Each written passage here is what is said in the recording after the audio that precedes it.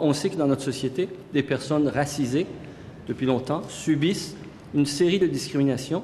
C'est un phénomène quotidien qui affecte les personnes racisées en éducation, en santé, dans l'emploi, dans leurs interactions avec le système de justice. Amir Kadir, de Québec solidaire, Émilie Nicolas, de Québec inclusif et Will Prosper, de Montréal Noir République, ont déposé aujourd'hui à l'Assemblée nationale une pétition demandant une commission sur le racisme systémique. La pétition qui a été déposée ce matin à l'Assemblée nationale a été lancée au printemps autour d'une campagne qui était là pour rassembler donc des milliers de citoyens, des milliers de communautés. Et si la présidente de Québec inclusif parle ici de milliers de communautés, c'est parce que leur approche exige de faire éclater en 1000 morceaux la société québécoise. On sait qu'il y a des discriminations à l'endroit des femmes, mais ce rapport de discrimination est 4 pour 1. C'est-à-dire qu'il y a des hommes, pour les postes de commande, ont 4 fois plus de chances que les femmes.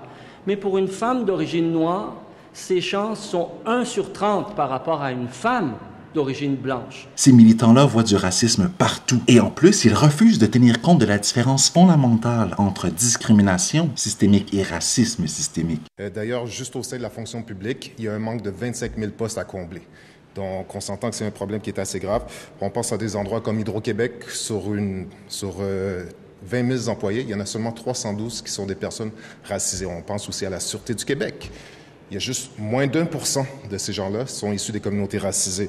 Ces militants cherchent toujours à blâmer le système lorsqu'un groupe minoritaire parvient difficilement à s'intégrer. Le système aurait donc, selon eux, failli à accommoder les particularités de tel ou tel groupe. Il faudrait donc reconstruire notre société de manière à accommoder 1000 petits groupes minoritaires soi-disant opprimés. L'effet ultime de cette approche, c'est évidemment d'abolir la culture majoritaire de la société québécoise au profit d'une mosaïque de microcultures interchangeables. Pour nous, c'est très clair, refuser de se pencher sur le racisme systémique de façon démocratique et participative, donc refuser de faire une commission sur le racisme systémique, c'est vouloir continuer à éclipser les réalités qui sont vécues par des milliers de Québécoises et Québécois. Leur demande se base sur une théorie selon laquelle le Québec serait une société animée par un système raciste qui écraserait les minorités dites racisées. Il est certain que la première question qui peut survenir, c'est qu'est-ce qu'une personne racisée? Arun Boisy, qui a co-signé un texte avec Mme Nicolas et M. Prosper, demandant donc une commission sur le racisme systémique, a défini ainsi ce qu'est une personne racisée. Une personne racisée est-elle en tant qu'elle est victime de racisme? On dit qu'elles sont racisées. Maintenant, Amir Kadir lui-même se définit comme étant une personne racisée. Une personne racisée au Québec, c'est comme les 3 personnes que vous voyez ici. C'est comme nous 3 qui sont pour les uns nés à l'extérieur, comme moi, pour les autres nés ici, comme Émilie et comme Will. Il serait donc victime de racisme, selon la définition qu'en a donnée M. Boisy. Or, M. Kadir pratique la médecine au Québec et il est député à l'Assemblée nationale. Comment pourrait-il donc faire l'objet d'un quelconque racisme systémique? Ce qu'on demande comme commission, c'est un exercice qui soit participatif et qui soit ouvert tant aux experts, mais surtout aux citoyens, pour qu'ils puissent être entendus et pour qu'ils puissent mettre de l'avant leurs préoccupations par rapport au racisme systémique. C'est complètement absurde. En fait, toute cette approche repose sur une théorie du complot, selon laquelle si les minorités ethnoculturelles au Québec ne sont pas encore représentées dans les médias, les entreprises, la fonction publique, de manière proportionnelle à leur présence parmi la population, ça serait la preuve, selon cette théorie, que le Québec est une société raciste. Maintenant, on regarde aussi que les gens sont aussi absents des postes de pouvoir. Donc ça, c'est autant au public qu'au privé qui a ces absences-là.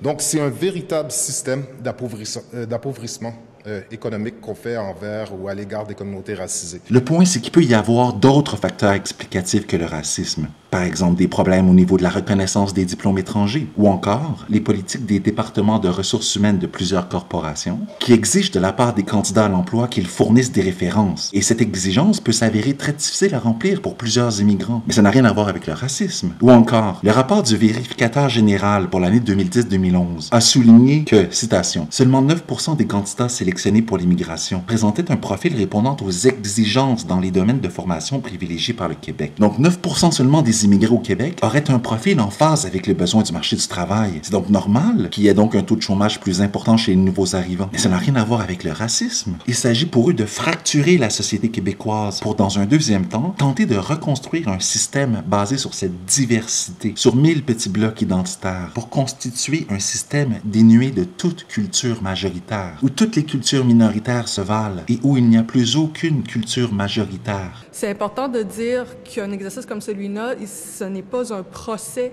de la société québécoise. C'est tout le contraire. C'est question de, comme société, de prendre le leadership et de prendre les devants, de montrer qu'on est sérieux dans la lutte à la discrimination et au racisme systémique. Notons finalement que ces mêmes militants supportaient le projet de loi 59, qui visait à diminuer dramatiquement la liberté d'expression des Québécois, au motif qu'une parole libre de toute censure aurait des effets discriminatoires envers les groupes minoritaires.